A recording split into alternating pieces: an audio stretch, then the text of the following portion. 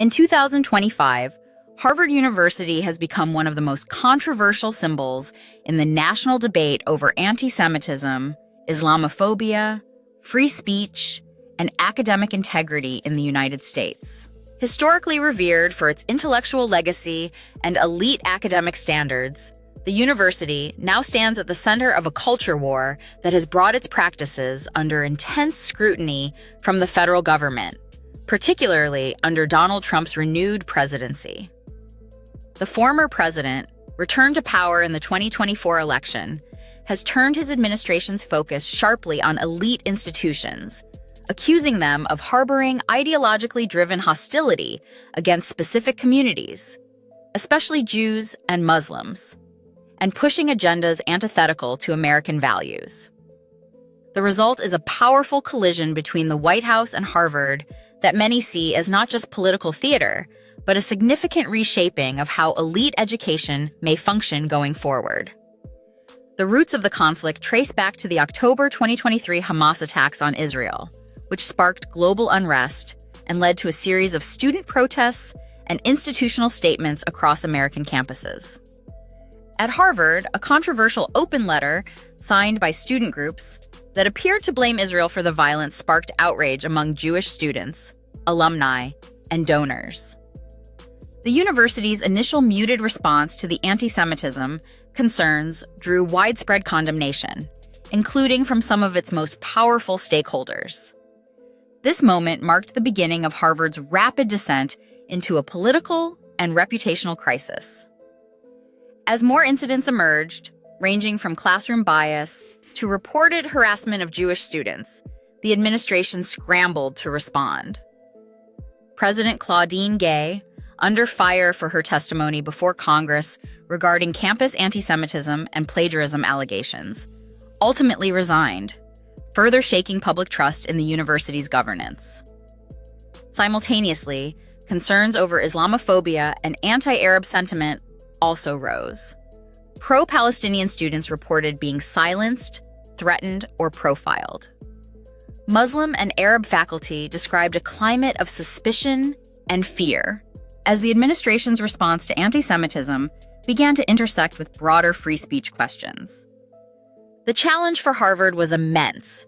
It had to address the legitimate concerns of both Jewish and Muslim communities, while maintaining its commitment to free inquiry and academic independence. But critics from both sides accused the administration of selective outrage, claiming it responded to political pressure more than principles.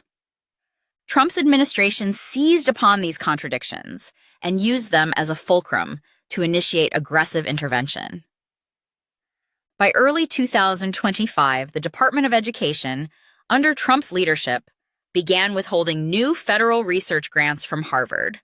The justification given was that the university had not taken adequate steps to ensure a campus free from discrimination, and that it tolerated an environment of ideological censorship and religious hostility.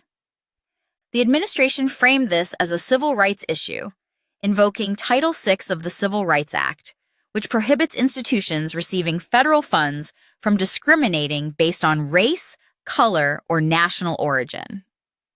In practice, the move was widely interpreted as a broader political attack on elite liberal universities, but it had tangible financial consequences for Harvard's research departments, many of which rely heavily on federal funding. In tandem with financial penalties, the Trump administration also began exploring the revocation of Harvard's nonprofit status, citing its massive $53 billion endowment and what it described as partisan political indoctrination and failure to protect all students equally. This move, though not finalized, sent shockwaves through higher education. If successful, it could set a precedent for similar actions against other private universities. Trump's allies argued that elite universities like Harvard have enjoyed unchecked power for too long, shielded from market forces and accountability, while simultaneously shaping the ideological future of the country. In their view, such institutions propagate intolerance against conservatives, Christians, Jews, and increasingly, moderate Muslims, all under the guise of diversity and inclusion. Meanwhile, Harvard undertook several internal steps to try and mitigate the situation. In January 2025, it settled 2 lawsuits brought by Jewish student groups by agreeing to adopt the IHRA definition of anti-Semitism. The settlement included commitments to train faculty and staff, enforce anti-harassment policies, and designate a senior administrator responsible for monitoring campus incidents. While these moves were praised by some, others, including free speech advocates and Palestinian rights supporters, raised alarms that the IHRA definition could be used to stifle legitimate criticism of Israeli government policy. Harvard's effort to thread the needle pleased few and further inflamed the debate. On the Islamophobia front, Harvard had convened a task force in late 2023 to investigate anti-Muslim bias, but the process was delayed several times. It wasn't until March 2025 that the university released a partial report indicating that Muslim students and faculty often felt marginalized, particularly during times of Middle East conflict. Among the complaints were accusations that faculty members had discouraged public discussion on Palestinian rights, and that Muslim student groups were subjected to extra scrutiny in event approvals and funding. The delay in addressing these concerns only served to validate Trump's narrative that Harvard was not genuinely committed to equal treatment of all minorities. Adding to the pressure, prominent donors and alumni began withdrawing support. A handful of high-profile benefactors publicly suspended donations, accusing the university of moral cowardice and institutional bias. This exodus of private support came alongside mounting federal pressure, intensifying the crisis facing Harvard's leadership. President Alan Garber, who succeeded Gay on an interim basis, found himself in an unenviable position, trying to shield the university from political retaliation while also managing a divided campus where student and faculty trust in the administration had eroded. The controversy soon expanded beyond the university's handling of Jewish and Muslim concerns. Free speech became a central issue. Harvard's policies on campus protests, speaker invitations, and classroom expression were scrutinized by congressional committees and conservative media.